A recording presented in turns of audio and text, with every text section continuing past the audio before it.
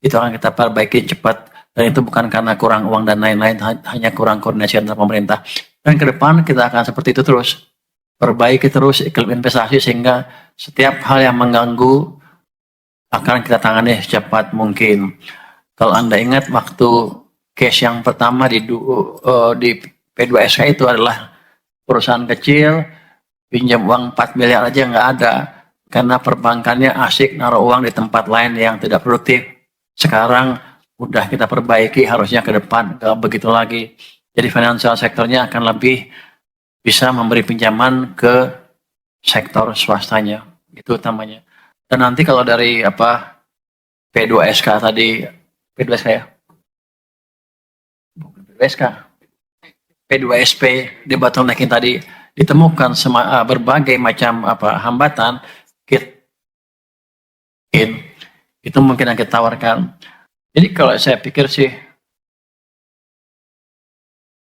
ketika ada indikasi nanti 2 bulan ke depan bahwa kita serius betul-betul memperhatikan pertumbuhan domestik dan memperbaiki iklim investasi di sini, yang FDI akan mulai masuk ke sini. Saya pikir kalau Anda lihat kan sekarang yang capital market udah masuk kan, yang saya lihat diperlihatkan tadi dengan inflow sejak bulan Oktober yang mulai positif ke sini. Biasanya capital inflow itu adalah indikasi atau bendera ke para FDI bahwa di sini udah baik keadaannya. Nanti kalau membaik terus ke depan, mereka akan mulai masuk, dan kalau kita rapikan tadi iklim investasinya, harusnya kita akan lebih menarik dan lebih menarik dari Vietnam, karena pasar kita juga besar, di samping kita ingin manfaatkan teknologi yang masuk. Jadi domestic market juga merupakan daya tarik tersendiri bagi investor. Tapi tentu kita akan pilih investor yang betul-betul membawa manfaat yang besar bagi Indonesia, bukan investor yang membunuh perusahaan domestik di sini. Mungkin itu Mas. Selanjutnya dari Direktorat Jenderal Anggaran. Terima kasih Pak Menteri, teman-teman media, selamat siang semua, assalamualaikum wabarakatuh. Ada beberapa pertanyaan, tapi yang ada 2 pertanyaan dari Goida Tempo, tapi pertanyaan sama, intinya terkait dengan penguatan dukungan pelaksanaan prioritas Presiden dengan sistem error khusus. Apakah ini bentuk efisiensi? Apa ini bedanya dengan efisiensi Invest 1 awal tahun 2025 sebesar 300 T? Apa urgensinya?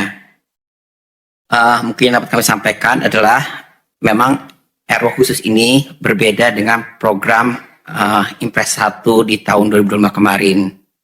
Tapi spiritnya sama, kita melakukan penyisiran karena sudah arahan Presiden, kita ingin tetap belanja kita tetap efisien, tetap tepat sasaran, tepat guna. Jadi kita sisir belanja-belanja di KL tersebut, kemudian itu ditaruh di error khusus di DIPA-nya KL tersebut. Jadi anggaran tersebut masih ada di KL masing-masing.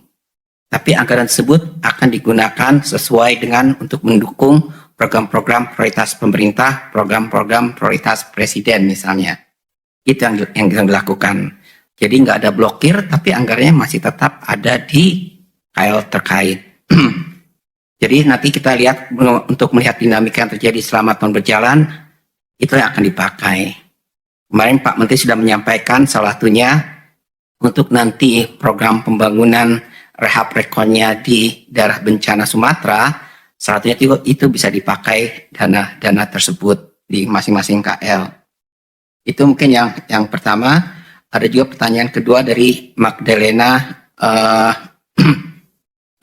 dari RRI terkait dengan tadi peningkatan belanja KL. Ini pengalihan dari belanja non KL menjadi belanja KL. Itu prosedur yang memang biasa kita lakukan. Contohnya di awal tahun itu kan kita waktu itu jumlah KL kita masih terbatas 34, kemudian di kabinet baru menjadi 48. Itu akan ada penambahan belanja, disitulah dikonversikan atau dialihkan menjadi belanja KL. Contohnya ada beberapa program baru, misalnya bencana, itu kita punya cadangan bencana, itu kan dibelanjakannya nanti lewat BNPB, itu jadi belanja KL. tadi disampaikan oleh Pak Menteri, oleh Pak Wamen terkait dengan berbagai stimulus yang kita berikan. Di Q4 saja kita memberikan misalnya BLT Sejahtera, program magang. Itu nanti semua dilakukannya dalam bentuk belanja KL. Program magang itu di Kemenaker misalnya, BLT Sejahtera itu adanya di Kemensos. Jadi belanja itu munculnya di belanja KL.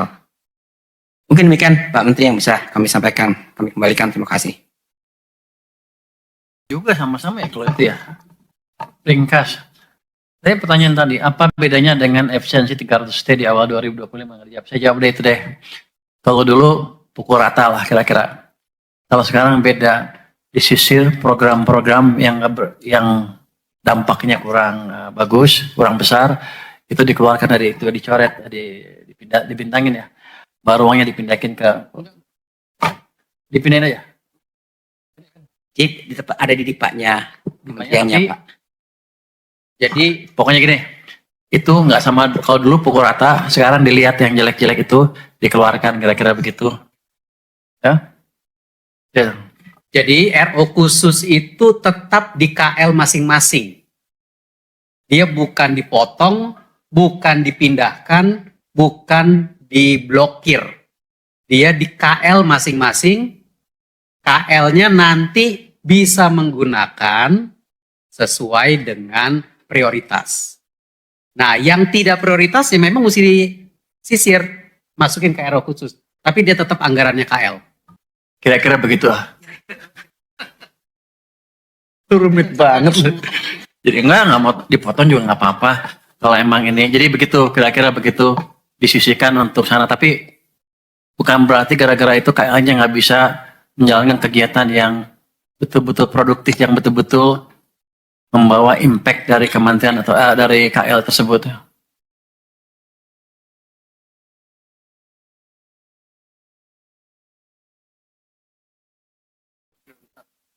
Nanti kita yang mutusin, mereka ngajukan, kita yang mutusin di sini, kira-kira begitu. Itu udah masuk anggaran, nggak usah izin presiden lagi, saya pikir.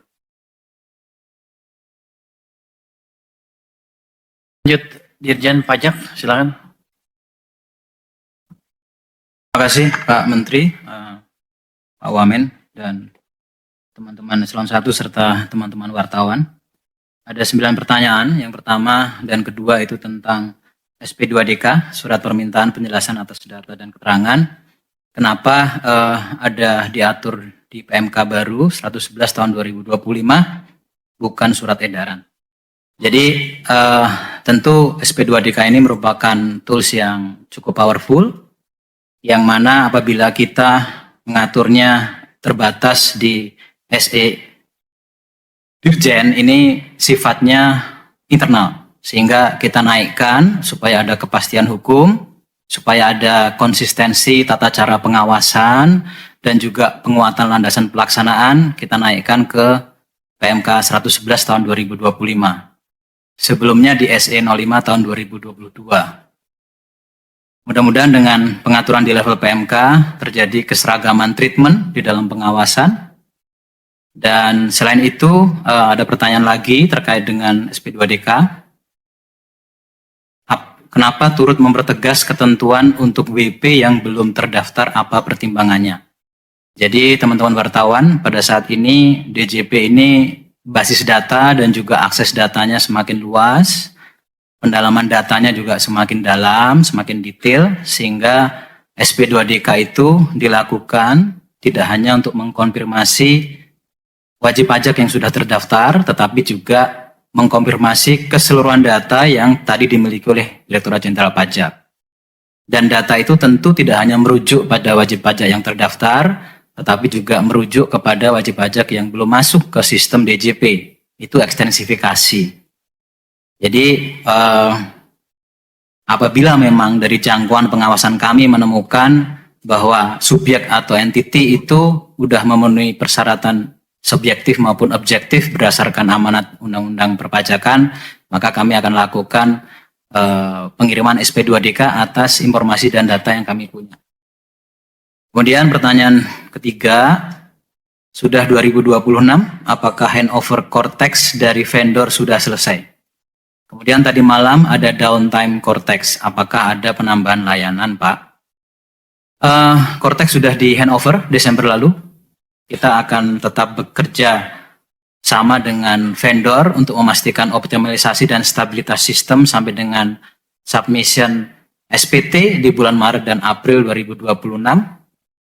Downtime Cortex, teman-teman sekalian, ini perlu untuk pemeliharaan sistem dalam rangka peningkatan kapasitas sistem dan juga memberikan layanan yang optimal kepada wajib pajak.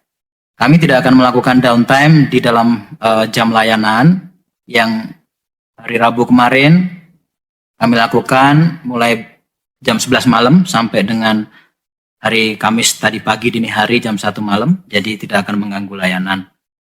Kemudian Itu downtime bukan? Downtime bukan itu? Ada nggak? downtime untuk maintenance Bapak tadi malam.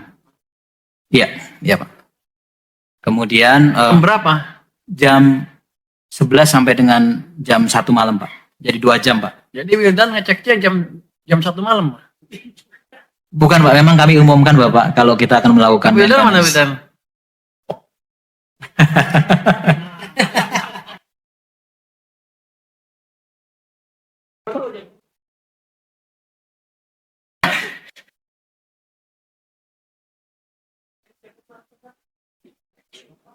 Anda emang bikin bot ya, program bot ngetes gitu. Oh itu mah Ada umumnya itu. Bapak. Jadi Itu maintenance berarti pengumuman maintenance.